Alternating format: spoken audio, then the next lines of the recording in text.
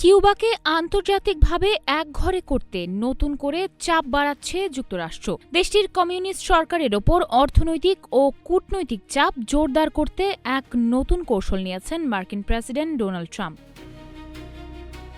এই কৌশলের অংশ হিসেবে কিউবাকে তেল সরবরাহকারী দেশগুলোর পণ্যের উপর উচ্চ শুল্ক আরোপের হুমকি দিয়েছেন তিনি। গতকাল বৃহস্পতিবার এ সংক্রান্ত একটি নির্বাহী আদেশে স্বাক্ষর করেন ডোনাল্ড ট্রাম্প।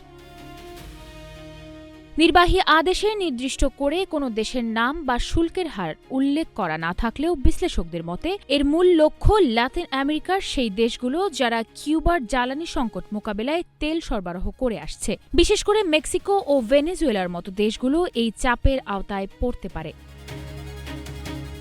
এর আগে চলতি মাসেই মার্কিন বাহিনীর অভিযানে ভেনেজুয়েলার প্রেসিডেন্ট নিকোলাস মাদুরোকে অপসারণের পর কিউবার ওপর চাপ আরও বাড়ানোর ঘোষণা দেন ট্রাম্প। গত সপ্তাহে দেয়া এক বক্তব্যে তিনি দাবি করেন কিউবা খুব শীঘ্রই একটি ব্যর্থ রাষ্ট্রে পরিণত হতে যাচ্ছে এবং ভেনেজুয়েলা থেকে কিউবার তেল ও অর্থের প্রবাহ ইতোমধ্যে বন্ধ হয়ে গেছে।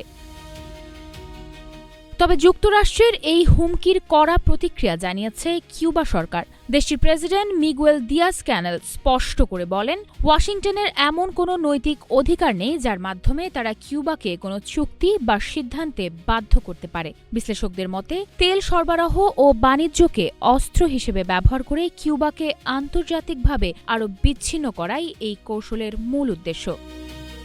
মাইশা মাহমুদ, নাগরিক প্রতিদিন।